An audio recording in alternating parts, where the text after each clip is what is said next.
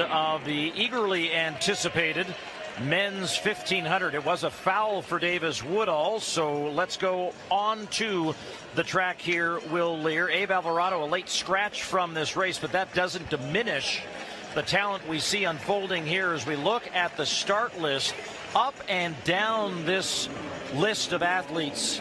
So many folks who have the credentials to make it to the next round.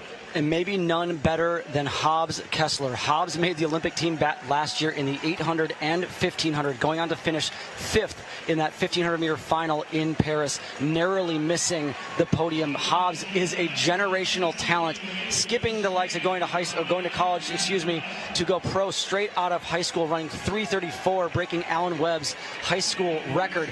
Hobbs, I love to see this move from Hobbs. I love to see this move. We've talked about how cutthroat some of these prelims have been throughout the course of the day, Paul.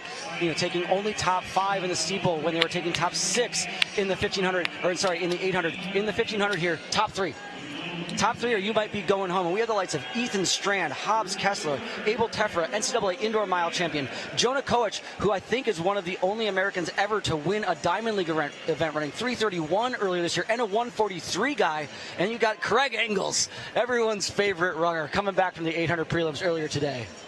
Yeah, he advanced to the next round of the 800, did Ingles. He's back there at about 6th position. Koech now moving up on the outside in 2, but it's Kessler setting the lead. You mentioned Ethan Strand, the NCAA runner-up this year, now racing for Nike Swoosh, and Tefra, who was the indoor mile champion, and mentioned, but there was a lot of carnage in the 1500-meter rounds at the NCAAs. He didn't even make it out of the rounds, nor did the collegiate record holder Liam Murphy, who we'll see coming up later on. You got to think that that mistake is weighing heavy on the likes of Abel Tefra. He has to have learned from that. He has to know what he did wrong and what he can do better. Right now, Tefra running the outside of lane 1, followed closely from Jonah1500m. We've got Wes Porter up there in the mix. We've got the Ducks still in the mix. No one has fallen off of this pace. 1:55.9 through 800. So it's quick, but it's not lightning quick. Hobbs continuing to turn the screw, amp up the pressure here, begging the likes of Ethan Strand to potentially make a move. But Ethan Strand, we saw him in the International Mile at Pre